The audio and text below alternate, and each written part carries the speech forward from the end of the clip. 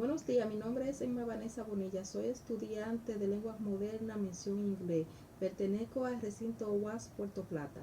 Mis temas a tratar son los cambios fonológicos. Los cambios fonéticos. Los cambios fonéticos son aquellos que influyen en los sonidos, mientras que los cambios fonológicos ocurren cuando se trata el contenido de los fonemas y su distribución. Con respecto a qué factores influye el cambio lingüístico fonético, fonológico, esto se debe principalmente a factores internos que se relacionan con las propiedades articulatorias o facilidad para articular, tal como la asimilación fonética, disimilación y otros fenómenos como la epétesis o elisión de sonido. Se llama cambio fonético a cualquier cambio en el nivel fonético fonológico de una lengua consiste en alterar la articulación de un término fonema, de un determinado fonema. Un cambio fonético puede ser puramente fonético si el intervario básico de fonemas de la lengua queda inalterado y simplemente algunos fonemas reciben una articulación diferente a la usual antes del cambio fonológico si el intervario básico de fonemas queda alterado. Bien, porque se pierde contraste y por tanto el número de fonemas se reduce o bien porque aparece contrastes relevantes nuevos, lo cual aumenta el número de fonemas.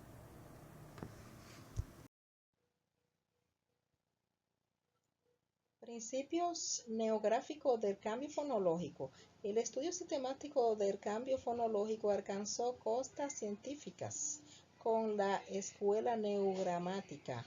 A mediados del siglo XIX, los autores de esta escuela encontraron que los cambios fonéticos seguían ciertas pautas o regularidades que en ocasiones incluso se dejaban formular en forma de leyes fonéticas.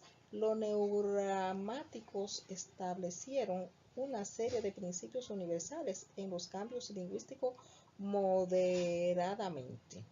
Se considera que dichos principios no construyen leyes inviolables, sino más bien hechos o tendencia estadística que se ocurren en alto grado, pero saldrán admitir excepciones.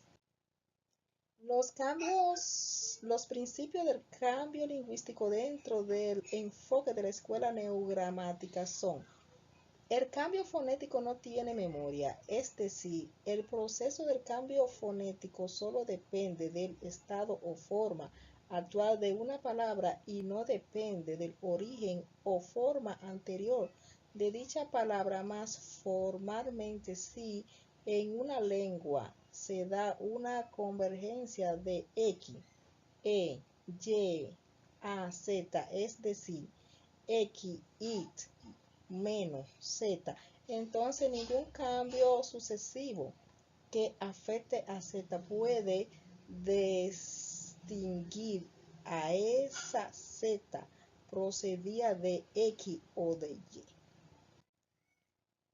El cambio lingüístico es ciego a la gramática, es decir, un cambio lingüístico solo puede depender de rasgos fonéticos fonológicos y no del significado o función gramatical de dicha palabra. Por tanto, las únicas condiciones de restricciones que afectan a los cambios son los tipos fonológicos y no gramatical o sistemático. Por ejemplo, de si dentro de un determinado contexto, por ejemplo, en sílaba inacentuada se da el cambio X menos Z. Ese cambio debe afectar a todas las sílabas, inaceptable, y no podría ser que afecte a objetivos y no a verbos. Por ejemplo, ya que la diferencia entre verbo y adjetivo es de tipo gramatical y no fonológica, el principio está limitado por los efectos de la regulación analógica en ciertas inflexiones, pero se puede argumentar que aquí existe una frontera de fonemas que sería una restricción de tipo fonológico. El cambio fonético es regular y no admite excepción. El cambio fonético es inaceptable. El cambio fonológico se refiere a las modificaciones en los sonidos de una lengua a lo largo del tiempo. Los factores endógenos o internos son aquellos que provienen del propio sistema lingüístico y no influyen externas. Entre estos factores se destacan remotación de fonemas. Es el proceso en que los fonemas de una lengua cambian su pronunciación o posición. Por ejemplo, un sonido puede desplazarse en el espacio articulatorio sin añadir nuevos fonemas. El sistema, pero alterando el